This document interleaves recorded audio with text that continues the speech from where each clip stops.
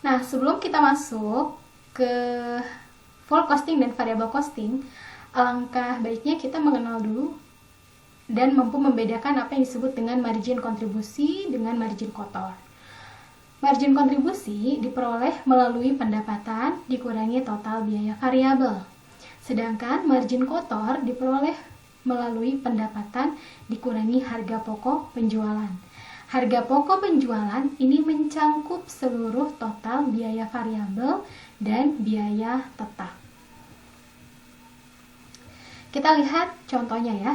Ini adalah laporan laba rugi kontribusi menekankan margin kontribusi. Pendapatannya sama, yaitu 1.000, yang ini juga 1.000. Nah, kalau yang ini adalah menekankan margin kotor ya. Biaya manufaktur variabel 250, biaya non manufaktur variabel 270, jadi totalnya 520. Margin kontribusinya mengurangkan pendapatan dengan biaya-biaya variabel sehingga diperoleh 480. Biaya manufaktur tetap itu 160 dan biaya non manufaktur tetap itu 138 sehingga totalnya 298. Laba operasinya menjadi 182 dolar. Nah, kalau margin kotor ini pendapatannya tetap 1.000, harga pokok penjualannya kita lihat ya. Ini ada biaya manufaktur variabel 250 dan ada biaya manufaktur tetap 160. Jadi harga pokok penjualannya diambil dari biaya manufaktur variabel dan biaya manufaktur tetap. Kemudian margin kotor adalah pendapatan dikurangi harga pokok penjualan, yaitu jadi 590.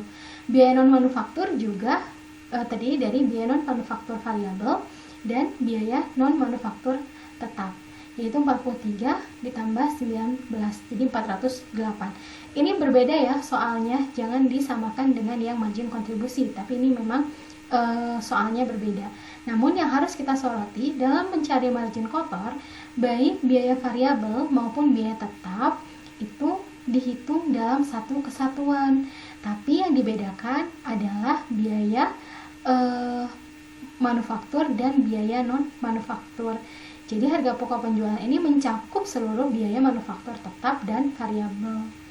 Gitu. Tapi kalau misalnya margin kontribusi mah membedakannya antara biaya variabel dan biaya tetap tanpa membedakan biaya manufaktur ataupun non manufaktur. Nah, apa fungsinya? Kita harus tahu margin kontribusi.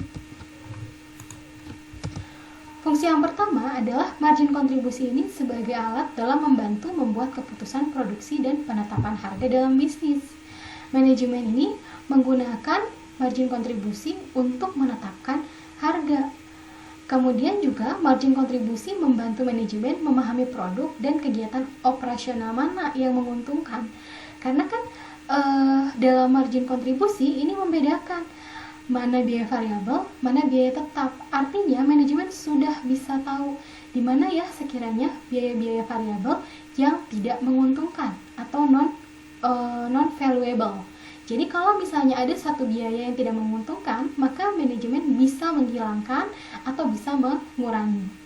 Kemudian, investor dan para analis keuangan menggunakan margin kontribusi untuk mengevaluasi seberapa efisien perusahaan dalam menghasilkan laba.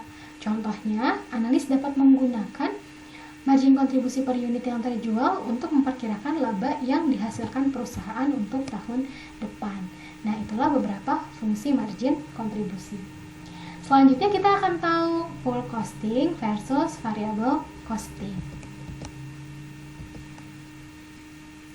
Metode full costing maupun variable costing merupakan metode penentuan harga pokok produksi.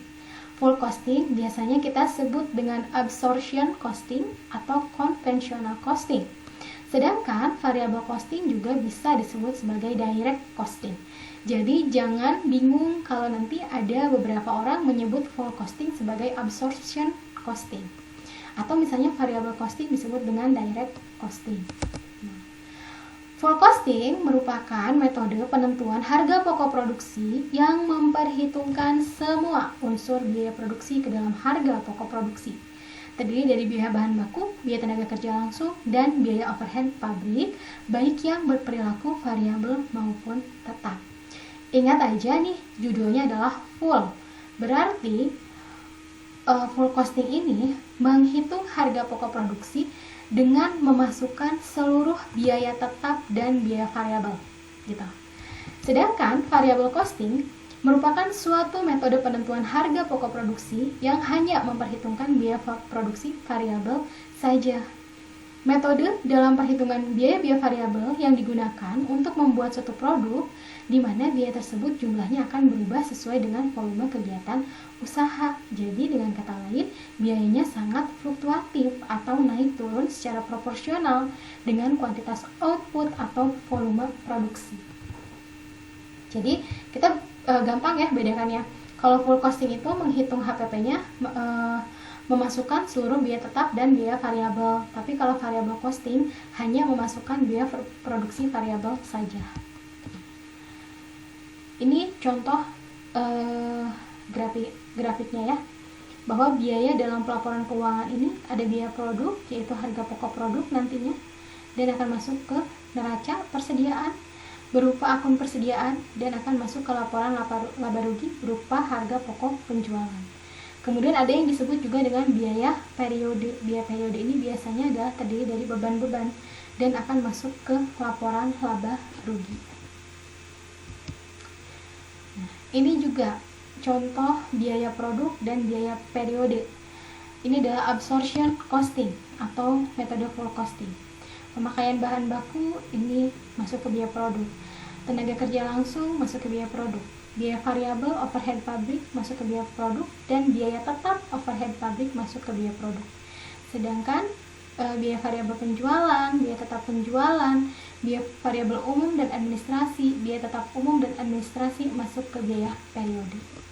Nah, kalau variabel costing, sorotannya adalah di sini. Biaya tetap overhead pabrik masuk ke biaya periode, bukan ke biaya produk. Absorption costing ini biasanya digunakan untuk kepentingan penyusunan laporan keuangan sesuai dengan SAK. Penggunanya adalah pihak eksternal serta mudah diterapkan. Jika variable costing ini digunakan dalam mengambil keputusan bisnis yang bersifat strategis, penggunanya biasanya pihak manajemen serta tidak mudah dalam memisahkan biaya tetap dan biaya variabel. Berikut ini adalah kelebihan variable costing versus absorption costing. Absorption costing kelebihannya adalah menampilkan jumlah biaya overhead dengan sangat komprehensif, sebab mengandung dua jenis biaya, yaitu ada overhead tetap dan variabel. Kemudian juga metode ini mampu melakukan penundaan dalam beban biaya overhead ketika produk belum laku terjual di pasaran. Dan pembebanan biaya overhead atas barang yang belum terjual bisa dialihkan untuk mengurangi atau menambah harga pokok. Kelebihan dari variable costing adalah cocok untuk Anda yang hanya merencanakan mendapatkan laba dalam jangka pendek. Kemudian juga bisa dipakai untuk pengendalian biaya, sebab variable costing membagi biaya tetap menjadi dua golongan, yaitu discretionary fixed cost dan commit fixed cost, serta dapat dipakai sebagai bahan pertimbangan dalam pengambilan keputusan untuk order pesanan yang sifatnya khusus, terutama yang tidak membutuhkan banyak pesanan seperti pada metode full costing. Nah, kelemahannya absorption costing ini biasanya akan mengakibatkan harga jual akan menjadi lebih tinggi daripada menggunakan variable costing, karena dalam full costing ini kan biayanya dimasukin semua ya, antara variabel dan tetap. Jadi menganggap konsumen ini rela membayar berapapun untuk membeli barang yang diinginkannya. Metode ini cocok untuk bisnis yang bergerak dalam bidang produksi bahan pokok masyarakat umum. Kalau kelemahan variable costing, pemisahan discretionary fixed cost dan commit fixed cost sulit untuk dilakukan pada metode variable costing. Kemudian juga variable costing tidak cocok diterapkan pada perusahaan yang sifatnya musiman, karena hanya akan menyajikan kerugian laba yang tidak normal untuk perusahaan. Nah, itulah perbedaan mengenai full costing dan variable costing.